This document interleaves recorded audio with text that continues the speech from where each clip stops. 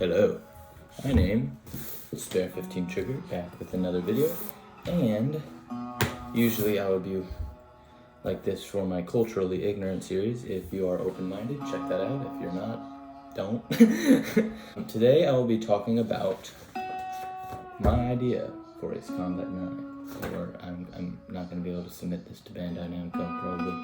Now if you do think that this idea is good, feel free to like, subscribe, maybe we can get a petition going. But if we can't, I'll probably send this to Namco anyway. Here's the ideas. Okay, so first things first. I'm guessing you want these stories. Okay, actually, let's go with the basic story first. This is, I'm going to call this Project Free the Skies, and it means nothing, and well, so does every other Ace Combat title, but so Ace Combat 9, Free the Skies, that's the idea. And I have come up with a story for this, and for those of you that remember Shalaji in Ace Combat 7, yeah, we're gonna get that independence again, yeah. Alright, so the Shalaji War for Independence, also known as the Shalaji War, the Volunteer War, or the Freedom War, or the War Against the System, was a large-scale conflict almost entirely fought on and around the Republic of Shalaji, just 50 miles from the coast and the International Space Elevator. Yes, Shalaji has gained independence from Eurasia. This will be interesting. However, it was caused 2 months after the Permanent Membership Act, in which the IUN, exhausted by the Lighthouse War, the recent Lighthouse War, about a year after the Lighthouse War, a fanatic leader has taken over the IUN. His name is Nikola Dectus, made all member countries of the IUN part of a ultra-tight political alliance, essentially an empire in the name of quote-unquote unity. After nearly a year of this, the newly reformed Republic of Shalaji and its independence seemed imminent, and the IUN gave the young country about 10 days to submit under its umbrella. However, they didn't. This space was called the Hesitation, and on September 7th, the Republic of Shalaji became official. Now, volunteers all over the world came, eager to fight, filling in the ranks of Shalaji's small army. So, while Shalaji itself might not really have the army to do it, there's thousands and tens of thousands of people coming to its aid. It's more about proving a point than actually Shalaji itself. And Shalaji itself doesn't really like the volunteers. You remember, you defile this country. Anyway, but so the volunteers are fighting more for Shalaji than Shalaji itself. But and this is where we meet some of our characters. You are actually, let me get my names here. Okay, so your call sign, you will be playing a character known as Psycho. He will be Peregrine 9. Your teammates, your Peregrine Squadron, this is where you would meet your squadron. This is where you meet your teammates, Peregrine Squadron, Cheetah Squadron. Those are going to be part of the Army of the Forest, headed by none other than Ian Hayaku. Let's start with the beginning. Here we go. The beginning, and I've called this aka the mini-war, September to November 2020. The war officially began on September 10th, 3 days after Shalaji officially declared independence. IUN forces deployed in the area were immediately ordered on the attack. Unprepared as though they may be, Shalajian forces are few, but they're just as unprepared. The Army of the Forest, under our hero, General Ian Hayaku, slowly backed away from the IUN First Army, letting them take Bowers Pass, which is just south of the Amber Mountains, and they renamed this town Lowland Edge. In retrospect, Hayaku looks at this action, pulling back as the greatest mistake of the war. Finally, on October 15th, Hayaku is ready. On the Battle of Lowland Forest, he deals a massive blow on the First Army using his Air Force's deception, aka your very first mission. As a result of his defeat, Dectus sends a firm believer in what he calls the new system, General Diane Luperca and her IUN Second Army over to hell. Then he blockades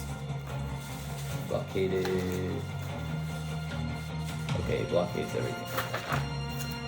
This spurs the anti-Dectus alliance to come into existence. In response to these actions, Eurasia and Emiria, that's right, Eurasia, declared war on the IUN. The anti-Dectus alliance, or ADA, began to supply the ragtag quote-unquote Freedom Army with munitions and newer aircraft such as the Harrier and the Tornado. These are going to be some of the aircraft that you will unlock first. Yes, I'm going to attempt to bring the Harrier back to Ace Combat. That would be nice, and maybe the Tornado as well. This is mainly because the army of Shalashi.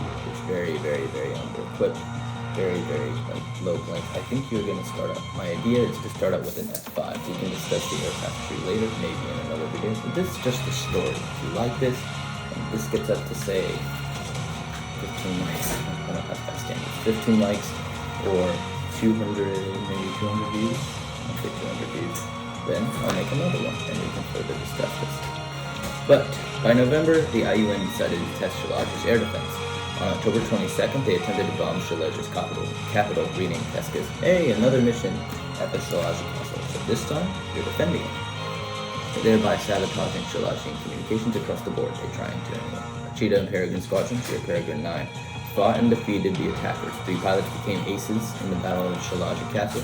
Cheetah 1, aka Camo, Peregrine 8, Dream, and Peregrine 9, Psycho, Us, Red. 1 pilot was killed, Peregrine 6, by an experimental aircraft later revealed to be piloted by the leaders of the IUN's elite squadrons, the Red and the White, or the 110th Squadron and the 77th Squadron. Now, these will be your main adversaries, the Red and the White squadrons. And the difference between two is that one upholds honor. This is the White Squadron, the 77th Squadron. They hold honor, they're more knightly, like, I would say, I don't know, Yellow Squadron would probably be the best to attribute to them. Now, Red Squadron, if you remember Mimics, the Mimic Squadron, it's like a whole squadron of them. They're essentially murderers for hire.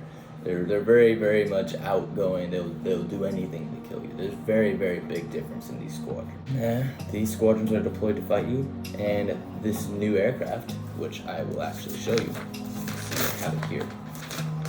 Look at that, baby. Drew that myself. I'm not proud of the handwriting, but nonetheless. This will be called Bloody Lake. This will be the experimental aircraft that you will go up against throughout the game, kind of like the Strike Rider. But there is one main difference here. One, you're not going to fight this until the very end.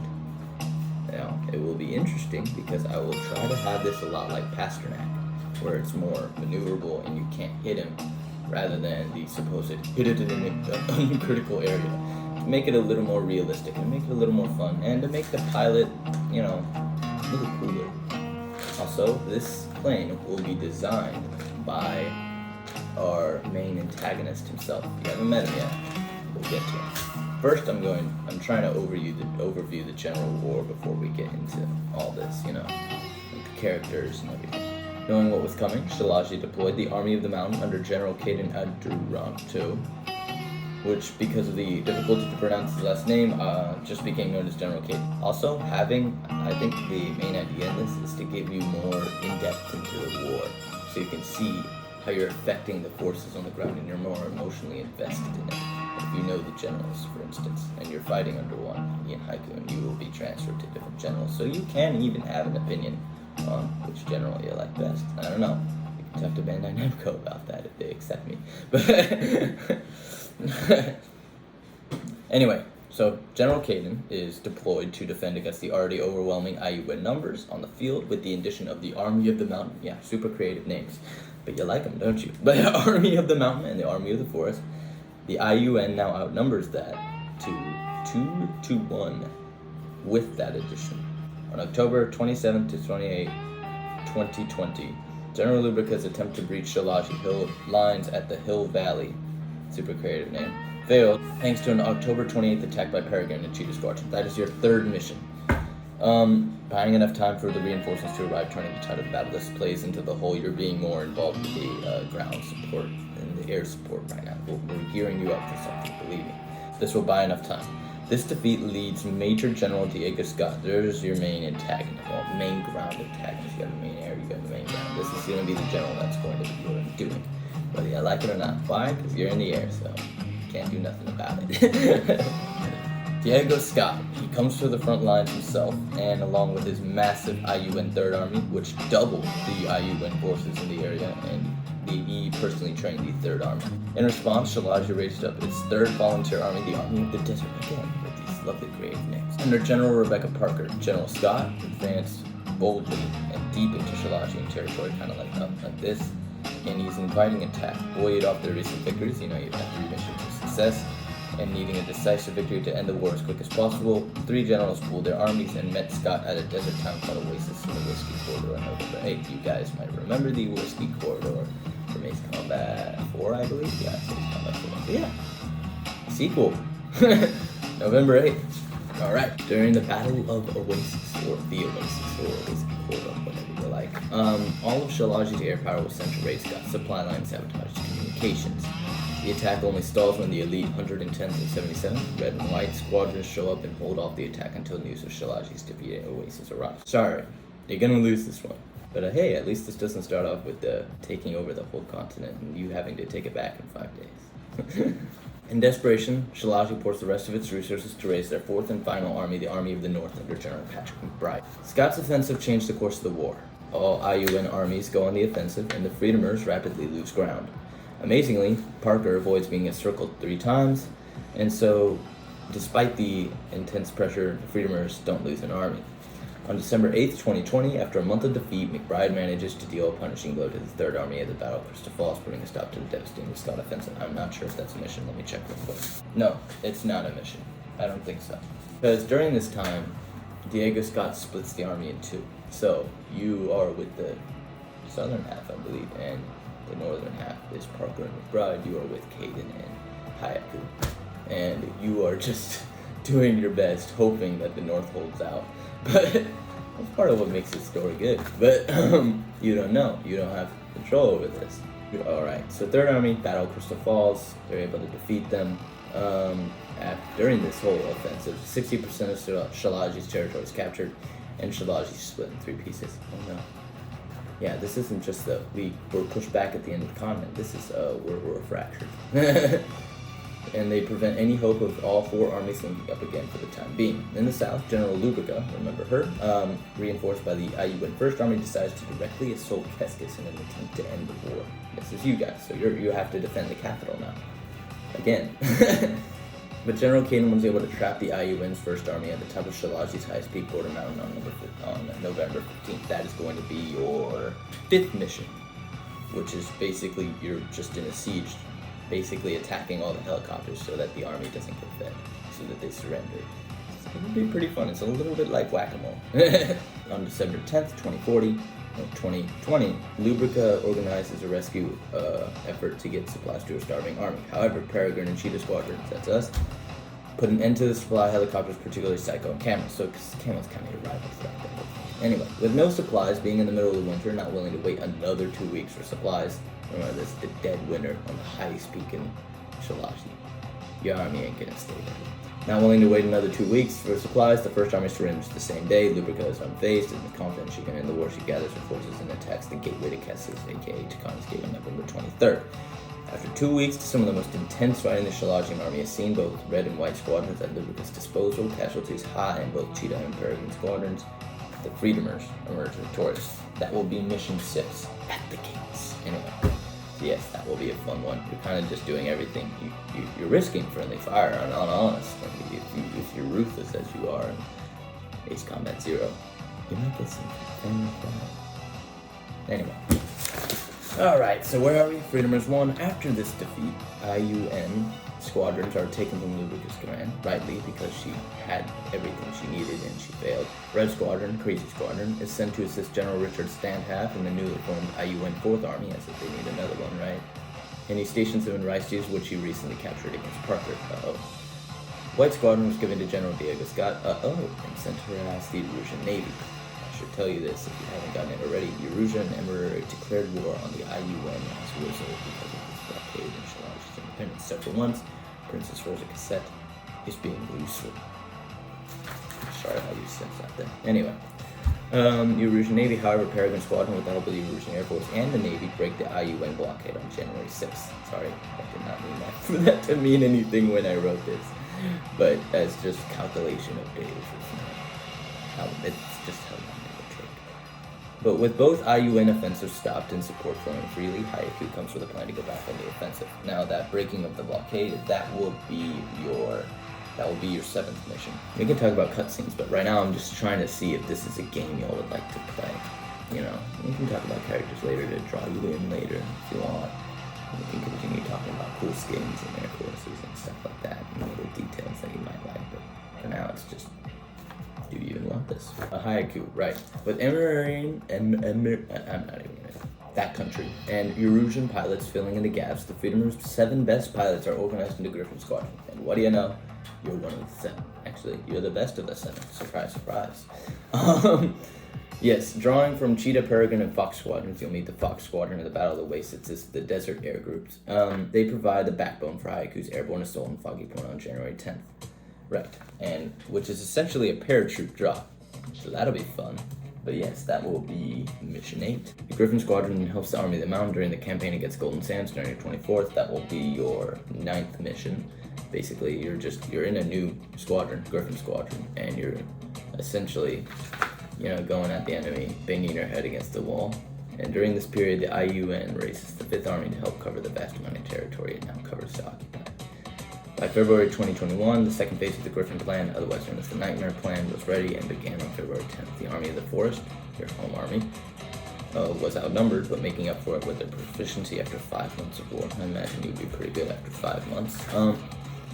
They attacked the Green, the 5th Army, and surrounded Lowland Edge. Remember Lowland Edge? One of the 2 major mountain passes under IUN control, Staff Sword being the other one. This was made possible because Griffin Squadron attacked the IUN communications and defeated White Squadron, taking them out of action. So basically, it's a little bit like Sirens. It's like Mission 11 and A7 and A7. I think it'll be fun, except it's like in the dark. So that will be, let me see. Golden Sands was Mission 10. Mission 11, that's Miracle, number 1. That'll be Mission 11, you taking them out.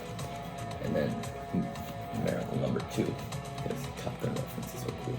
The Miracle number 2, which will be Mission 12, I'll get to that here. After putting Lowland Edge under siege, General McBride and the Army of the North attacked the only other major mountain pass in Shalaji Staff Ford via airborne assault, again another paratroop drop from Mission 8. However, General Dieguez got learned of this, and despite support from Griffin Squadron, the 3rd Army annihilated the initial waves until only a single unit was left under Major Ben Beckman. This would be a little bit like Mission 4, where you lose, but you technically did well, because, you did your part.